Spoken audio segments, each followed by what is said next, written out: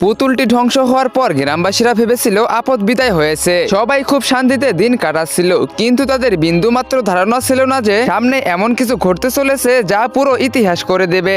একদিন রাতে যখন ঘড়িতে রাত 2টো বাজে, গ্রামের এক মহিলা ঘুমাচ্ছিলেন। এমন সময় তিনি এক অদ্ভুত শব্দ শুনতে পান। তিনি বিছানা থেকে উঠে বাইরে বেরিয়ে এদিক ওদিক তাকাতে থাকেন। ঠিক তখনই সেই পুতুলের কাটা আঙ্গুলটি হাওয়ায় উড়তে উড়তে সরাসরি সেই মহিলার নাকের ভিতরে ঢুকে যায়। মুহূর্তের মধ্যেই মহিলাটি ধাপাস করে মাটিতে পড়ে যান এবং তার নাক দিয়ে রক্ত ঝরতে শুরু করে। কিন্তু দেখতে দেখতে তার পুরো শরীরের সমস্ত রক্ত বাইরে বেরিয়ে আসে এবং সেই রক্ত থেকেই তৈরি হয় সেই শয়তানি পুতুল। পরের দিন সকালে গ্রামে হাহাকার পড়ে যায়। সবাই দেখে মহিলাটি মাটিতে পড়ে আছে, তার পুরো শরীর নীল হয়ে গেছে। গ্রামবাসীরা সবাই বলাবলি করতেছিল কেউ এর শরীরের সমস্ত রক্ত চুষে নিয়েছে, কিন্তু কেউই বুঝতে পারতেছিল না এই কাজ আসলে কার। ঠিক তখনই গ্রামে প্রবেশ করে ইতাজি বাবা। সে ছিল একজন তান্ত্রিক, প্রাচীন মন্ত্র আর অশুভ শক্তির জ্ঞানী। ইতাজি বাবা সেখানেই থেমে যায় এবং সামনে দেখতে পায় অনেক মানুষের ভিড় লেগে আছে। সে সময় নষ্ট না করে ভিড় ঠেলে ভিতরে যেতেই ইতাজি বাবার চোখ পড়ে মাটিতে পড়ে থাকা সেই মহিলাটির দিকে। এক মুহূর্তের জন্য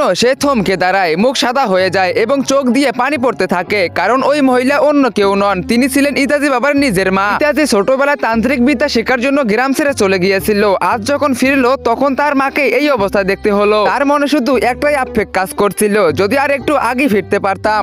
তো বন্ধুরা, এরপরে কি হতে চলেছে? ইতাজি কি পারবে তার মায়ের মৃত্যুর বদলা নিতে? তো তোমরা সেটা দেখতে পারবে পার্ট 12। তো 12 দেখার জন্য ভিডিওতে লাইক করে চ্যানেলটিকে সাবস্ক্রাইব করে দাও, আর অবশ্যই কমেন্ট বক্সে কমেন্ট করো পার্ট 12।